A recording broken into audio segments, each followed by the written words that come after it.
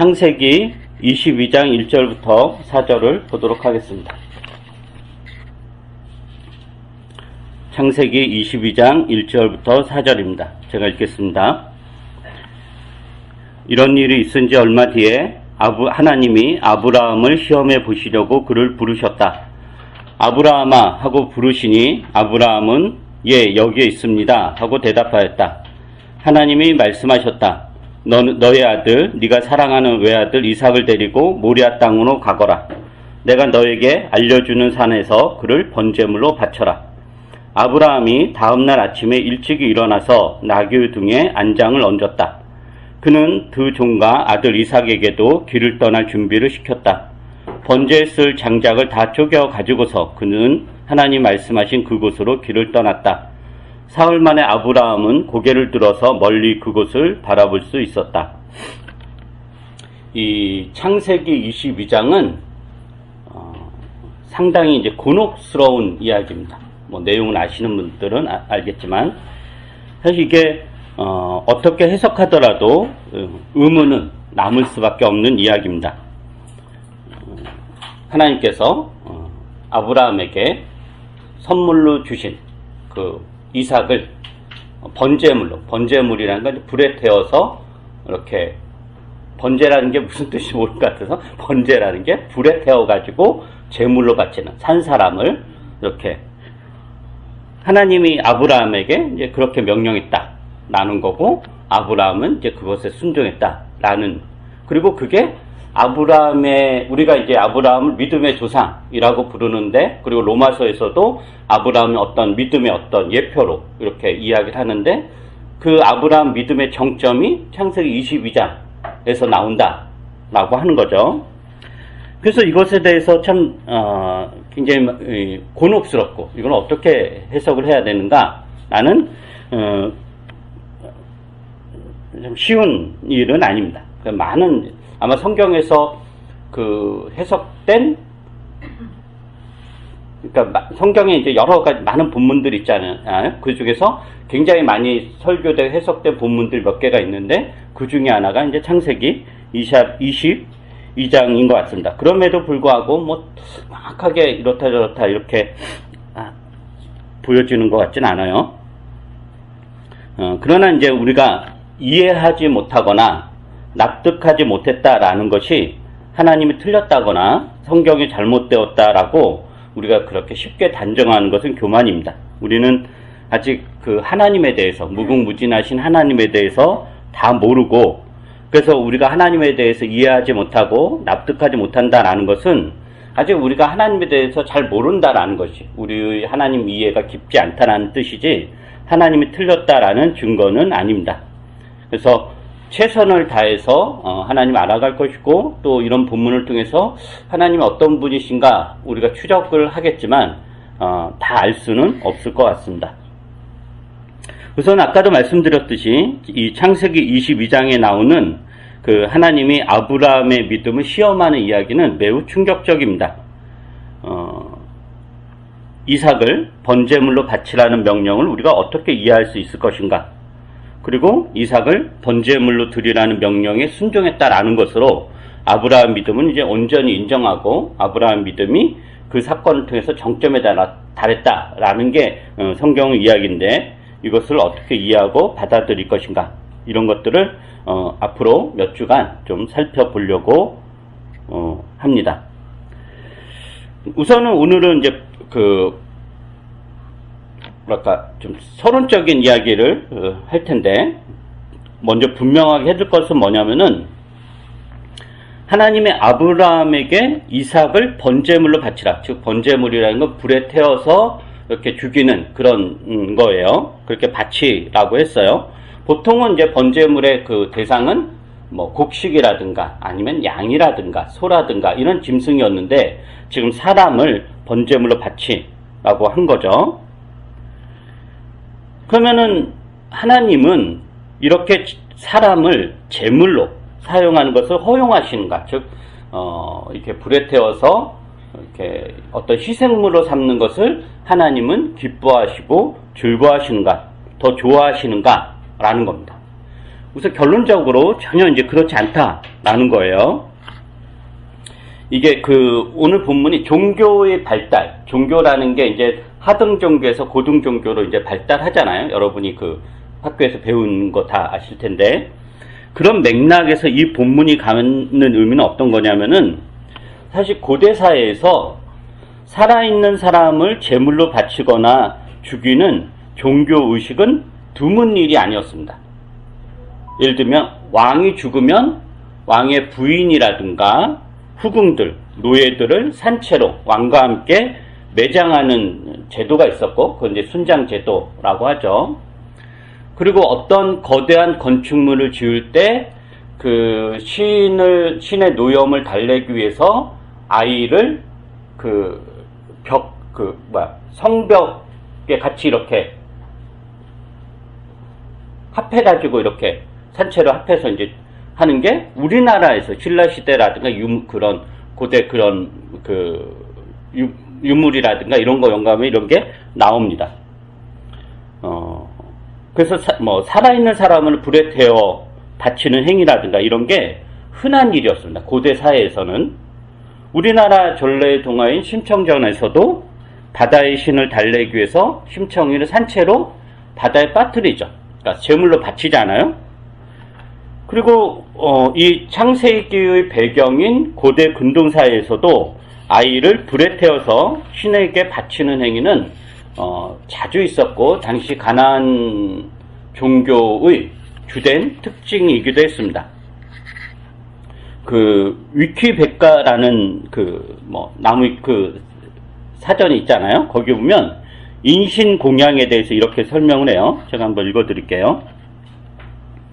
사람을 희생으로 바치는 제의는 죽은 자를 위한 영원한 봉사를 뜻하는 순장의 형태이지만, 인류학적으로 볼 때 인신공양은 전 세계에 걸쳐 수렵시대, 유목시대를 거쳐 농경시대까지 폭넓게 존재했던 것으로 여겨진다. 신화와 전설, 고고학적 자료로 미루어 볼 때 페루, 잉카, 고대 이집트, 메소포타미아, 팔레스타인, 이란, 인도, 그리스, 로마, 중국 등 고대 문명의 발상지에서는 대부분 인신공양이 있었다. 그러므로 제물을 신에게 바치는 종교적 행위의 기원이 인신공양이 있다는 설도 있다. 즉, 인신공양이든지 신에게 바치는 것이든지 간에 살아있는 사람을 산채로 이렇게 죽여서 신의 노염을 달랜다거나 신의 마음에 합하게 하는 그런 풍습, 그런 종교의식은 강범위하게, 전 세계적으로 강범위하게 상당히 오랜 시간 동안 있었다라는 것입니다. 그러기에 아브라함 시대에 인신공양이라든지 사람을 번제물로 바치는 행위가, 살아있는 사람을 이렇게 불에 태워 바치는 행위가 낯선 것은 아니었을 것입니다. 아브라함 시대. 레위기를 보면 아브라함이 살고 있던 시대보다 훨씬 나중 후대인 레위기를 보면은 사람을 번제물로 바치는 것에 대해서 이렇게 이야기하는데요. 레위기 18장을 볼까요? 레위기 18장 1절.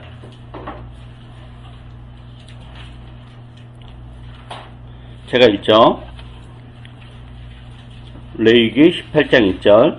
너는 네 자식들을 몰렉에게 희생 제물로 바치면 안 된다.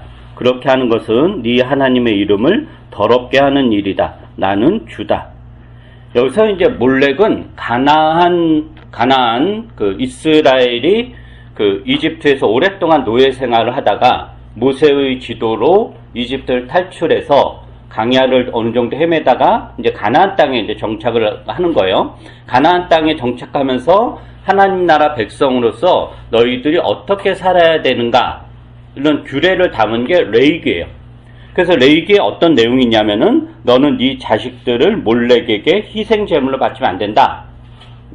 그렇게 하는 것은 네 하나님의 이름을 더럽게 하는 일이다. 나는 주다. 그래요. 이 말은 뭐냐면은 몰렉은 그 당시 이제 가나안 사람들이 믿고 있었던 여러 신들 중에 하나예요. 몰렉이라는 신이 있었고, 그 몰렉에 대한 최고의 예배, 몰렉을 가장 영화롭게 하고 기쁘게 하는 행위가 뭐였냐면은 자식을 번제물로 바치는 거였습니다.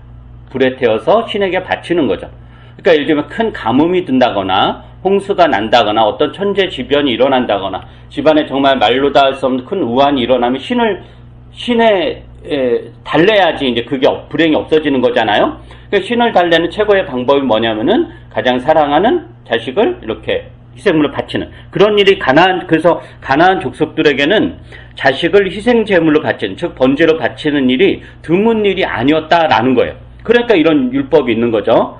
그래서 하나님이 이 종교 풍습을 엄격히 금지시킨 거예요. 근데 어떻게 이야기하냐면 21절을 보면은 그렇게 하는 것은 네 하나님의 이름을 더럽게 하는 일이다. 사실 이게 몰래에게 희생제물로 바치면 안 된다고 그랬는데 그 다음에 네 하나님의 이름을 더럽게 하는 일이다 라고 하는 거잖아요. 그럼 이게 사실 말이 안 되거든요. 왜냐면 하나님에게 바친 게 아니라 몰래에게 바쳤으면 몰래에게 이름이 더러워지는 거지 하나님과는 상관없는데, 그럼 이게 어떤 의미냐면은 이스라엘 백성들이 가나안 땅에 정착하면서 가나안 문명들, 문화들을 받아들이겠죠.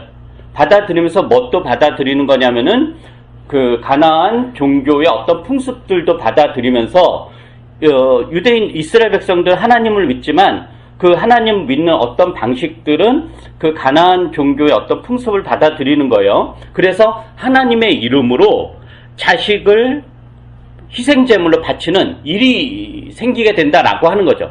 그래서 그것에 대해서 하나님이 너희가 나를 위하여 나를 예배한다고 너희 자식을 바치는 행위는 절대로 해서는 안 된다. 그것은 내 이름을 더럽게 하는 거다. 이게 개혁성경은 이걸 가증되이 여기는 거다. 이렇게 표현하거든요.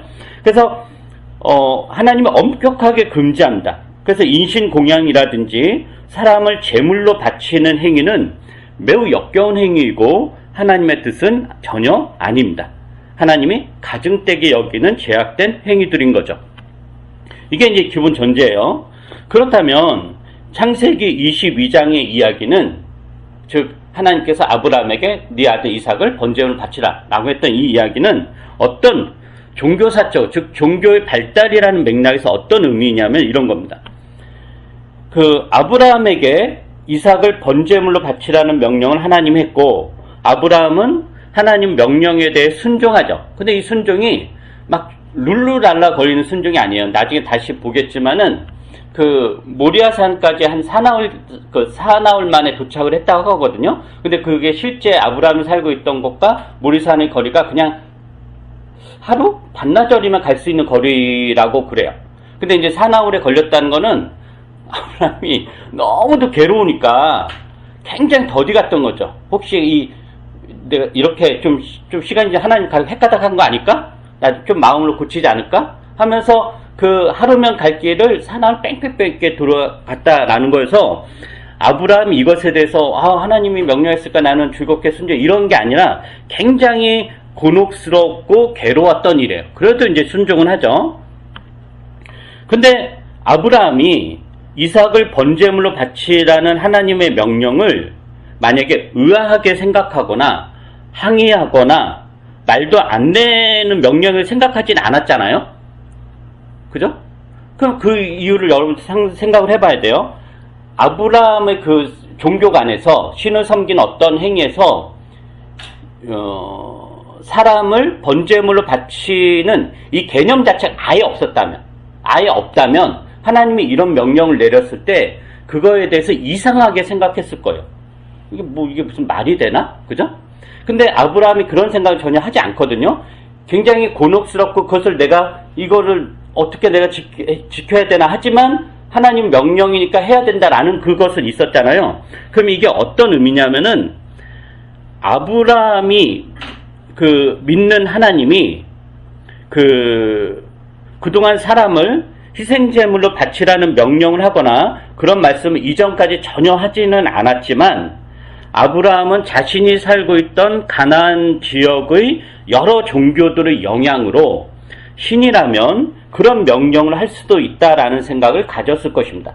아브라함이 원래 바빌론 지역에 살고 있었잖아요. 갈대아 우르에 살고 있다가 어느 날 갑자기 하나님이 나타나서 떠나라 라고 해서 떠난 거였고, 그럴 때 아브라함이 우리가 오늘날 생각하는 여호와 하나님에 대한 개념이 아니라 하나의 어떤 부족신, 여러 신들이 있지만 그래도 다른 신보다 조금 더 센 신, 요 정도로 생각하다가 점점 그 가나안의 여정 통해서 하나님이 이런 분이구나, 하나님이 이런 분인구나 깨달아가면서 하나님에 대한 인식이 올바르게 되죠.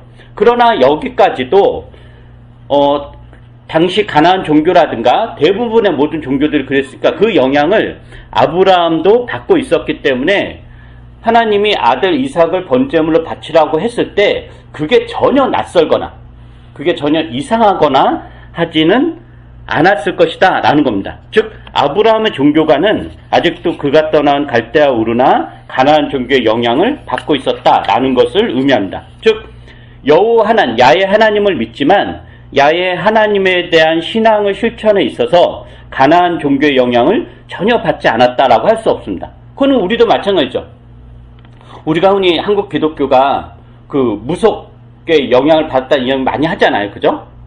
그러니까 사실 우리도 성경에 계시된 하나님을 온전하게 믿는 게 아니라 그 성경에 계시된 하나님은 우리가 아는 하나님 지식이 한 5%나 될까요? 나머지 95%는 다 그냥 온갖 잡탕신들, 무속, 무당 막 그런 게 다 겹쳐서 하나님에게 투영을 하는 거죠. 그래서 신앙이란 뭐냐? 우리가 교회를 다니고 성경을 읽고 이렇게 공부를 하고 설교를 듣는 이야기는 뭐냐면은 우리가 알고 있던 하나님이 얼마나 잘못되었는가 그걸 제거하고 성경에 계시된 하나님을 받아들이는 그걸 이제 평생에 걸쳐서 이렇게 하는 거죠. 그러니까 지금 아브라함도 그런 이제 가정이다라는 거예요. 그래서 아브라함이 당시 가나안 종교 영향을 받고 있었기 때문에 이삭을 번제로 바치라는 하나님의 명령을 이상하게 생각하진 않고 좀 말도 안 돼 이게 아니라 괴롭긴 괴롭죠.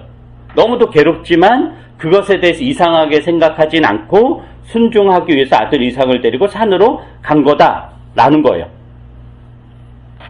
그런데 이제 또 그렇게 제물로 바치라고 하나님 명령을 내렸잖아요. 그래서 이제 아브라함 실제로 이삭을 죽이려고 이제 칼을 들어요. 근데 그럴 때 하나님이 나타나서 아주 급하게 나타나서 단호하게 아브라함의 행위를 제지하죠. 뒤에 읽어보면 하지 못하게 막아요.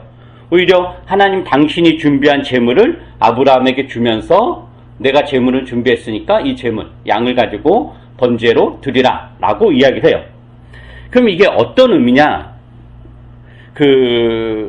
아브라함의 종교, 하나님에 대한 아브라함의 인식이 원시 종교에서 고등 종교로 발전하는 겁니다. 그 과정이에요. 그러니까 이삭을 번제물로 바치라고 명령한 하나님이 이삭을 번제물로 바치지 말라고 또 명령하고 양을 번제물로 준비해요. 이 사건을 통해서 아브라함은 사람을 희생 제물로 바치는 가나안 종교 의식과 결별합니다.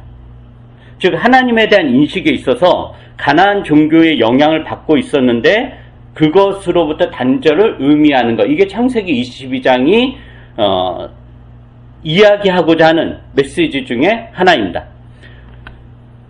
즉 창세기 22장이 이야기하고자 하는 건 뭐냐면은 사람을 신에게 희생 제물로 바치는 행위. 당시 고대 종교에서 가나안 종교에서 그거는 최고의 행위였는데 신을 향한 최고의 경배였는데 그것은 하나님의 뜻이 아니다라는 선언이고 이것을 레위기에서는 오히려 하나님의 이름을 더럽게 하는 것이다라고 표현한다라는 거예요.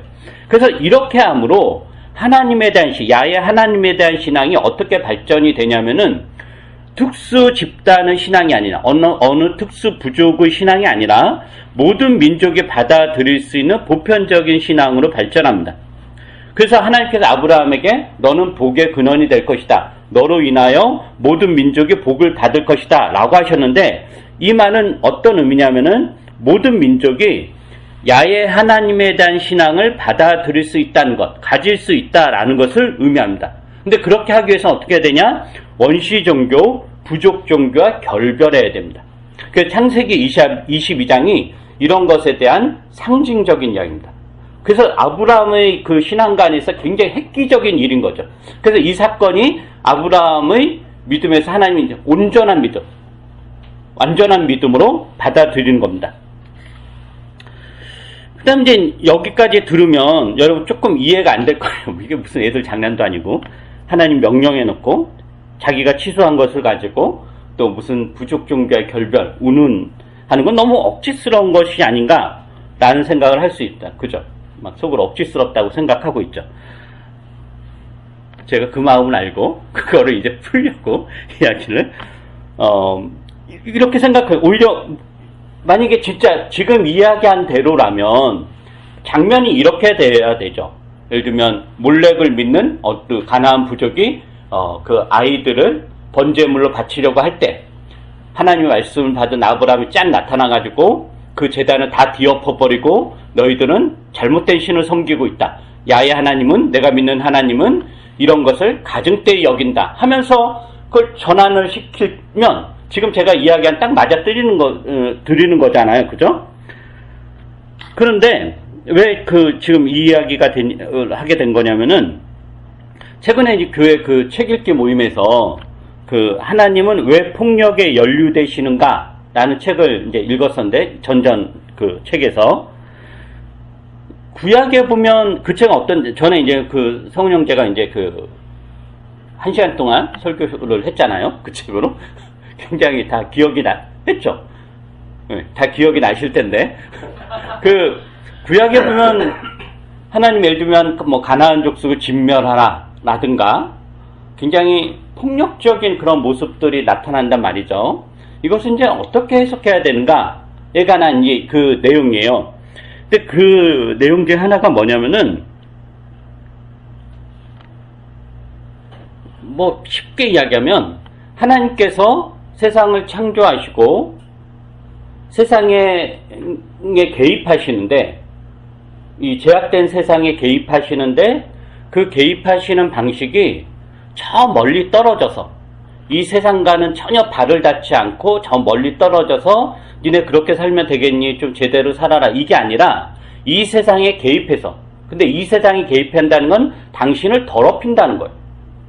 하나님의 당신을 더럽힘으로 더럽힌 세상을 고쳐나간다 라는 게 그 책의 제가 읽은 바는 핵심이에요.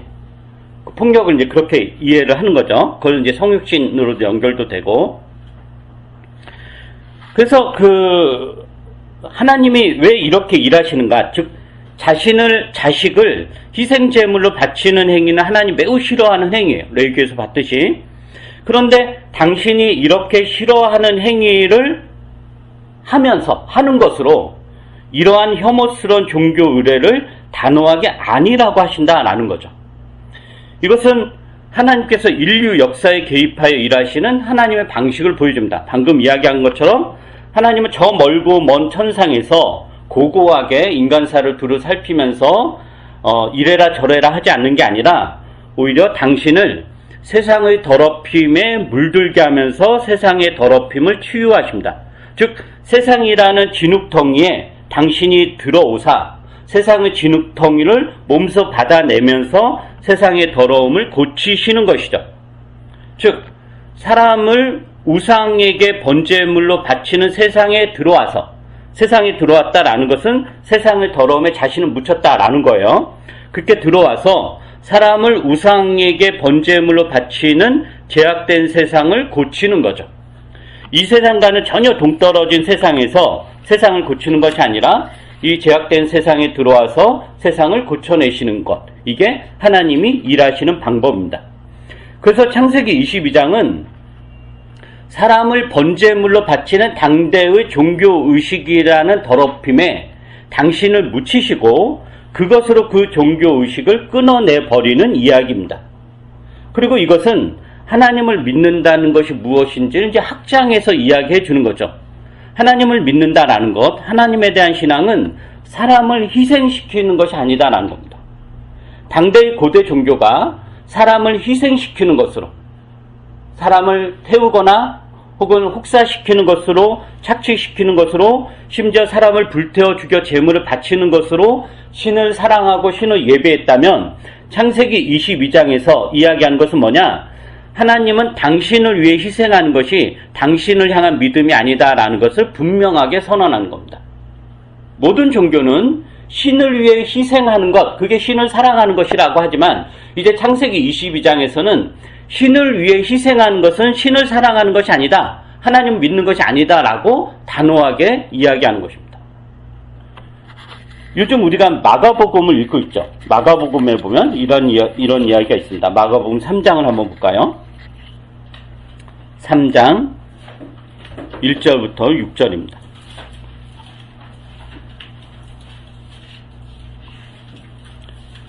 마가복음 3장 1절에서 6절 제가 읽어보겠습니다. 예수께서 다시 회당에 들어가셨다. 그런데 거기에 한쪽 손이 오그라든 사람이 있었다. 사람들은 예수를 고발하려고 예수가 안식일에 그 사람을 고쳐주시는지를 보려고 예수를 지켜보고 있었다. 예수께서 손이 오그라든 사람에게 말씀하셨다. 일어나서 가운데로 나오너라. 그리고 예수께서 그들에게 말씀하셨다. 안식일에 선한 일을 하는 것이 옳으냐 악한 일을 하는 것이 옳으냐 목숨을 구하는 것이 옳으냐 죽이는 것이 옳으냐. 그들은 잠잠하였다. 예수께서 노하셔서 그들을 둘러보시고 그들의 마음이 굳어진 것을 탄식하시면서 손이 오그라든 사람에게 말씀하셨다. 손을 내밀어라. 그 사람이 손을 내미니 그의 손이 회복되었다. 그러자 바리새파 사람들은 바깥으로 나가서 곧바로 헤롯 당원들과 함께 예수를 없앨 모의를 하였다.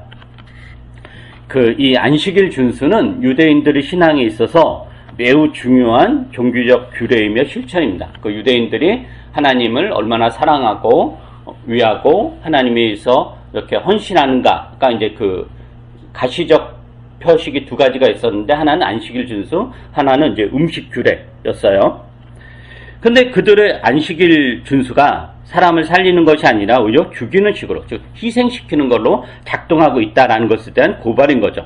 그들은 안식일 준수를 위해서, 즉 하나님을 위해서 사람이 희생되어야 된다, 사람이 죽어도 된다라고 이야기한 겁니다.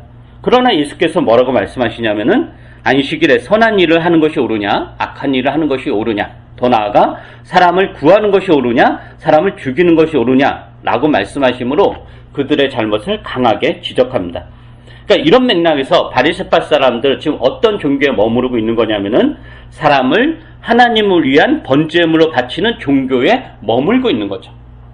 인간은 신을 위하여, 그래서 신에게 희생하기 위하여, 이거 말이 안 나오는데 그렇게 존재하는 거다라는 식의 종교를 바리새파 사람들이 가지고 있었던 거죠. 사람을 희생하여 하나님 위한다라는 거예요. 그런데 예수께서는 아브라함이 모리아 산에서 깨우쳤던 하나님에 대한 신앙을 다시 언급하는 거예요. 하나님에 대한 믿음, 하나님을 위한다라는 것은 곧 뭐냐? 사람을 위하는 거다. 사람이 안식일을 위하여 있는 거지, 사람이 안식일을 위하여 있는 것이 아니라 안식일이 사람을 위하여 있는 것이다 라고 말씀하는 겁니다. 그래서 오늘 설교 이제 결론을 내리면 이겁니다. 하나님의 이름으로 사람을 해치고 희생시키는 것은 매우 잘못된 것입니다. 하나님의 이름으로, 종교의 이름으로, 기독교 신앙의 이름으로 사람을 혐오하고 정죄하는 것은 하나님이 매우 싫어하는 죄악된 행위이며 하나님의 이름을 더럽게 하는 것입니다. 그러나 오늘날에도 이러한 일들을 하나님을 위한다고 버젓이 떳떳하게 많은 기독교인들이 하고 있죠. 그래서 하나님의 영광을 위한다라고 하는 많은 행위들이 하나님의 이름을 얼마나 더럽히는가, 이것에 대해서 생각을 하셔야 됩니다. 하나님에 대한 참된 신앙은 사람을 이롭게 합니다. 이게 아브라함에게 약속하신 너는 복의 근원이 될 것이다. 화의 근원이 아니잖아요. 복의 근원이 될 것이다 라는 말씀의 의미입니다. 여러분은 어떻습니까? 하나님에 대한 여러분의 신앙은 사람을 이롭게 합니까? 혹은 해치는 것은 아닙니까? 여러분의 신앙이 사람을 이롭게 하려면 어떻게 해야 되는가? 오늘 설교를 통해서 이러한 고민들을 가져가셨기를 바랍니다. 기도하겠습니다. 사람을 위하며 사람을 이롭게 하시는 우리 주 하나님, 우리는 우리의 행복, 이익을 위해서 열심히 살고 있지만 때로는 그러한 노력들이 오히려 우리를 망치기도 하며 지금 우리가 우리의 미래를 위해서 이것저것 예측하고 그것에 따라 설계하고 그것을 이루기 위해 노력하고 있지만 그것들이 우리에게 때로는 화가 되기도 하고 오히려 우리를 해롭게 하기도 합니다. 우리는 우리 인생을 예측할 수 없습니다. 미래를 만들어낼 수도 없고 우리 계획대로 인생이 굴러가지도 않습니다. 그럼에도 불구하고 우리가 이 세상에서 담대하게 살 수 있는 것은 주님이 우리 편이시며 우리를 위하여 싸우시며 우리를 위해 희생하신다는 것입니다. 하나님께서는 당신의 이름이 더럽혀지더라도, 당신의 몸에 온 오물을 뒤집어 쓰더라도 당신의 백성을 위하는 일이라면 서슴없이 행하십니다. 그러기에 이 땅에 오셔서 이 땅의 일에 개입하십니다. 그 덕분에 우리가 하나님을 아버지라고 부르며 살아갈 수 있습니다. 참으로 감사합니다. 거룩하신 주님, 우리도 주님을 본받게 하옵소서. 우리의 신앙이 사람의 유익을 위해 사용되어지게 하옵소서. 우리 주 예수 그리스도가 그러하셨던 것처럼 우리도 주님을 본받아 세상의 유익이 될 수 있게 하옵소서. 복의 근원이 되게 하옵소서. 우리 주 예수 그리스도의 이름으로 기도합니다. 아멘.